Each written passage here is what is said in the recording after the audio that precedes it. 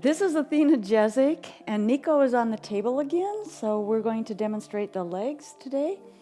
I've got the oil pretty much spread on. Thank you, patron subscribers. Appreciate it. You keep us going. Please check the link below if you're interested in joining the patron station. There's a lot of extra massage videos out there for the patrons to view, so please check it out if you're so inclined. And now we're going to start on the legs, the fronts of the legs. We have the quadricep group up above, we have shins, and as you see, there's a little, it's kind of a thumb bruise. It just looks like a little bruise from walking into a table. But any kind of bruise you don't want to really work over very deeply. There's a massage technique that you can do for bigger bruising to move it out, which is a little bit of brushing on that, but I don't want to go into that because typically bruises are contraindicated for massage work, especially going over them. With any kind of pressure, there's already little broken vessels in it. They're healing, so just be careful of bruises. Work around them, work a little gently with them. Now starting, the toes are going to be the same, similar to the hand. You want to go between the bones of the toes. This is on the top part of the foot. Going with each little toe that we can work with little circular motions. You're also getting a little range of motion there with the toes. So we can range of motion them. And remember that the joints are little. You can come out there. This is really more of a technique to drain the joints, keeping them supple.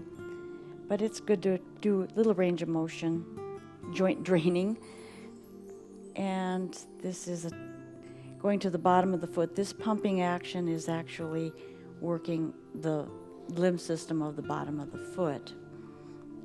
The interesting thing, just to mention that, is the very ends of the toes, instead of going down, the lymph flow actually goes up over the toe, because when you walk, you're going to be pushing off like that, and that pushes the fluid of the lymph to go up the leg, which I think is a little interesting. The rest of the toes drain down. So the lymphatic system is very well designed, except for it doesn't have a pump. But we're working the muscles. So here's the shin bone, and we're going to go up right alongside that bone. Now this sometimes is very tight on people, so you want to go up and go gently into that muscle. You want to let that muscle pull you in, open up, and let you slide in. This feels pretty good. It was tight to begin with, but it's opening up really well. Same thing here on the inside of the shin. You want to take it up as well. Now you have a bit of a calf muscle here coming to the side, so you can knead into that. Just do some kneading work onto the calf. And then what I like to do here is cross fiber friction from the shin bone downward. So I'm taking my hands and just pushing down, across the fiber from the bone down across the muscle. This really relaxes it out, and you'll find if you do this, then when you go up along with the belly of the muscle, you'll find that the body will let it in even a little bit deeper as a general rule. So we're getting here up into the knee. You can bring it back down and then do another thumb iron and kind of clear that. Most of the calf will be done on the face down part. Now here with the knees, you can go around the knee. I always like to check the mobility of the kneecap, the patella, so I'm pushing that back and forth gently and feel that. Make sure that all fits well. There's a little cuboid bone down here. You can correct alignment. That's another thing we can cover at another time, but there's a way to correct the alignment of the heel strike with the joint of the tibula fibula and the cuboid bone. So there's a lot of little things you can do, which you learn as you go along. That's why it takes a long time to really develop good skills. So here we're going to move her hand just a little to the side and come up the IT band, or the iliotibial tract. And again, I went up this, the same thing I did with the lower part where the shin is, and then I'm going to go across fiber friction here, going down. This is a tougher band. It's a little bit more tenderness the way that it feels. It's a very important support structure. So you want to realize that and work it that way. Runners, people that do things more forward and backward, tend to have a little more tension in it than people who do exercises that stretch them in many directions, the hips in the range of motion direction. Then we go up into the belly of the quadricep, and a little bit more inner thigh. And then we can take the kneading. Now there's a triangle, the inguinal triangle, which is about like there on the leg. You don't want to go into that with the muscle work. There's too many delicate structures in there, so you just stay away from the inguinal triangle until you can get yourself a little more familiar with it. The thing that I would strongly suggest for the massage people is just start where you start, and don't try to do anything that you're not sure of, because it's just not worth doing something that might cause a little bit of discomfort. And if you're serious about this work, you're going to develop more and more each time you get your hands on a body. So just do the best work you can do with what's before you. And little epiphanies happen along the way that'll show you things. You don't necessarily have to be taught everything, because a lot of it will show up for you if you're diligent with it and seeking the excellence of mastering the technique. So here we go again with the little toes and each toe. Now this is a little harder for you to see on this side, but we're going between the toes here. Bottom of the foot, and there's just so much that can be done. Here's the ankle.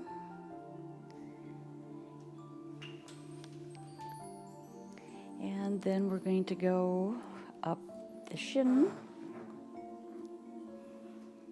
So we're going up the shin.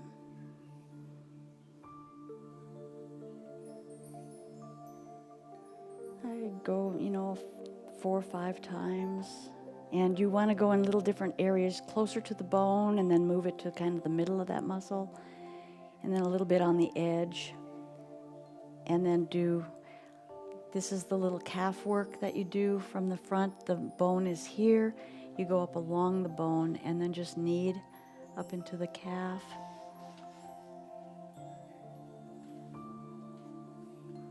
Knead there. And then the cross fiber friction.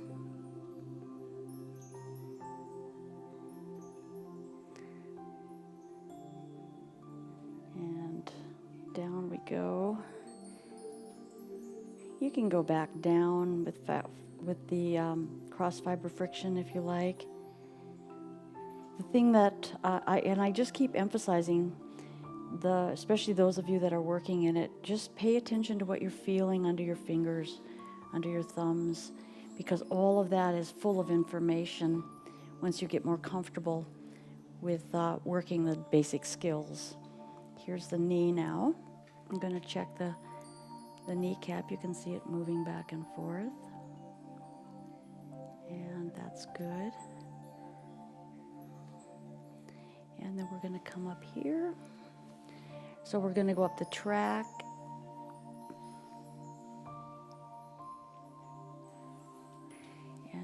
to the middle, to the cross fiber friction. Start. So that's just pushing downward across that strap, the IT band.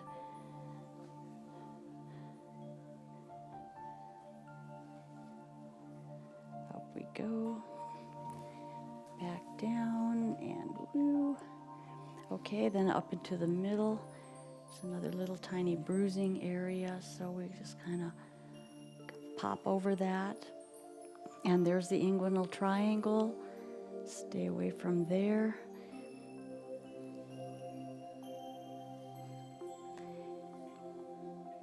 I might show a video sometime of getting into some of these deep structures in that inguinal triangle, but we'll save that for another day.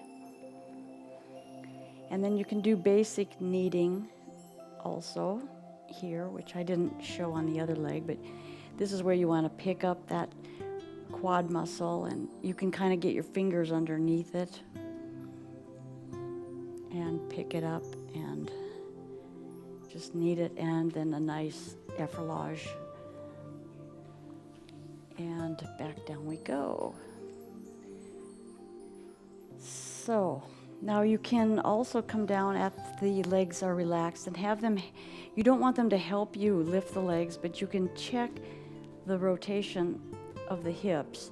And the other thing that you're going to find, and I'll tell you this, is you can tell the condition of a person's back by how heavy their legs are when you lift them up. If they're very heavy to lift up, that usually signifies that there's a lot of tension in the low back, usually in the sacral area. So when I get somebody on the table for the first time, that's one of the first things I do is just lift the legs up just slightly, and I can tell immediately how tight their back is, even just by lifting this far, but then lifting above the mat, the bolsters. It's actually better to do it without the bolster, but you can, because this way you have to lift it up a little bit higher, but you can tell right away because the legs feel extremely heavy when the back is cinched down. It's like you can't really lift them. It's hard work. Then after you work it, if you can mobilize the sacrum with that, you'll find that the legs lift easier. So there's a bunch of little hints and there's a bunch of little things that I'm planning to give you in the future, so I'll just open the door a little bit and get you excited about it. So I finished the legs, but I'm going to go back down to the feet. And I think I'll show you a little bit about the ankle and foot alignment, things that you need to be careful of. And for some reason, I feel really led to really gearing this to a lot to the new people that are going into this as a way of finding your joy in life and actually doing it as a job. Now, sometimes you see people whose feet are kind of bowed in, and those people tend to have real weak ankles on the outside. Usually when people are turned out, they're in a better alignment than when they're bowed in. So if you were going to do any range of motion of the ankle, one of the things you want to make sure is when you're bending that ankle, you want to make sure that you're looking up to make sure that the big toe is over the knee, or under the knee, I guess it is, that the knee and the toe are lined up. That's really important because that's how the foot needs to be positioned. You'll find that the outside of the ankles are usually the weaker side, so the tendency is to come up this way instead of pulling it this way. So that's something to be aware of. And so if you're going to do a range of motion on the ankle, be sure that it's the toe and the knee are lined up as you flex the foot. And as you flex the foot like so, if you take your other hand and bring it down the Achilles and just traction a little bit at the heel as you're pushing forward, you'll feel a little bit of a stretch, but it's going to open up the foot in a different way. Now here the trick is to not have a lot of tension on the heel and not too much on the toe, but you are feeling, when your hands are trained to this, you will feel you'll definitely feel a pull coming up the calf, like you're stretching the calf from the fascia. And then if you're going to take the foot into a toe point, where the foot is coming down, see there, we're not aligned, so you want to make sure that the alignment is there, heel resting, and then you pull that toe down with that alignment happening as best as the anatomy can do. So that's a way to keep the foot in a safe position, also the ankle in a safe position, and take the range of motion in the way that it's supposed to be. Sometimes people's ankles don't move very much, and so take them just within the range that they're working. The other thing that you might see a lot on the feet is a hammer toe, where the joint is really kind of stuck down like a little hammer, or sometimes the toes, the little joints in the toes are a little bit more fused. The thing you can do with that is you can rotate the joint a little bit, just rotate it and try to loosen it, or make a circular motion in that little joint. It's just a little like hinge joint, and see if it moves up and down a little bit more, and you can bend all of the joints of the toes down and up. Feet are really interesting, and you see some of the most weirdest feet. So just work the foot the way it is, appreciate it for what it is. Don't have any judgment about anybody on the table. Just be honored that they're allowing you their trust and their most prized possession, and that they trust you enough to work on it. And if you respect that, then you're going to do a lot better work than if you look at it as just an income source. So here I'm just working the foot, just feeling the little range of motion going on with pulling that ankle into that position. So the foot, if it were on the floor, would be flat like this. And that's a good alignment there. If you're bending the knee and doing that same thing, you want to make sure that the knee is then aligned up with the foot. So here we have it lined up with the foot. It's not outward or inward, and you have it, the toe and the knee are in a good alignment. So just be sure that you're paying attention to that. That's very important. And we'll just go over this a little bit here, checking the toes. As I did that last on the other one, but I want to get this foot so you can see it on this.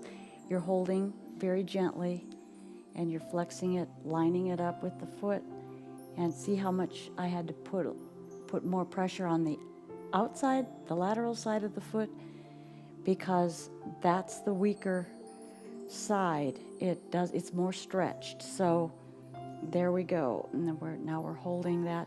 Now to give that little traction there, you just hold onto the heel and just draw it down with, it's not really a pull. I can't really say it's a pull because it's not a pull. It's just like tractioning. You're melding into that tissue, and then you're just very gently tractioning it toward you while you're holding the foot in place.